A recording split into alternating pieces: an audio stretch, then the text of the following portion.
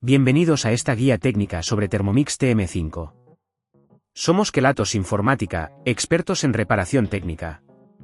Recogemos tu equipo a domicilio, realizamos diagnóstico gratuito y te enviamos presupuesto antes de reparar. Sin llamadas, sin desplazamientos.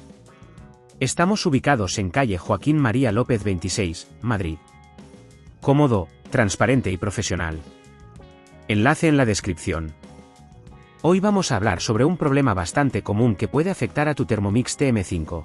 Esos ruidos extraños que a veces escuchamos. Estos ruidos pueden deberse a restos de alimentos que se han quedado atrapados en el motor o en las cuchillas, lo que puede provocar un desgaste prematuro de los componentes.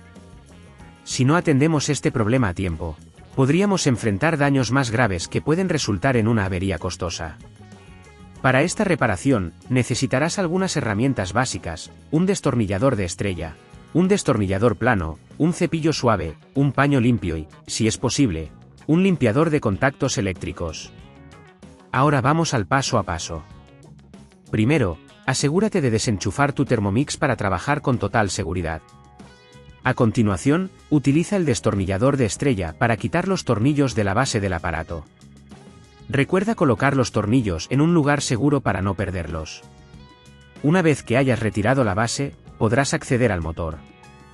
Escucha atentamente, porque es aquí donde suelen estar los problemas. Localiza el componente que parece tener suciedad o está obstruido. Con el cepillo suave, limpia cuidadosamente las cuchillas y alrededor del motor. Asegúrate de no aplicar demasiada fuerza, ya que podrías dañar los componentes cercanos.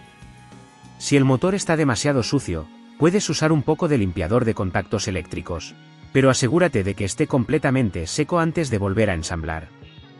En este punto, si ves que es demasiado complejo, recuerda que en Kelatos recogemos el equipo en tu domicilio y te lo devolvemos reparado. Ahora, es hora de volver a montar todo.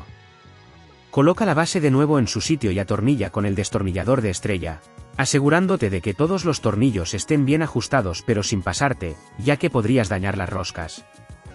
Una vez cerrado, enchufa la Thermomix y haz una prueba de funcionamiento para asegurarte de que ya no hace ruidos extraños.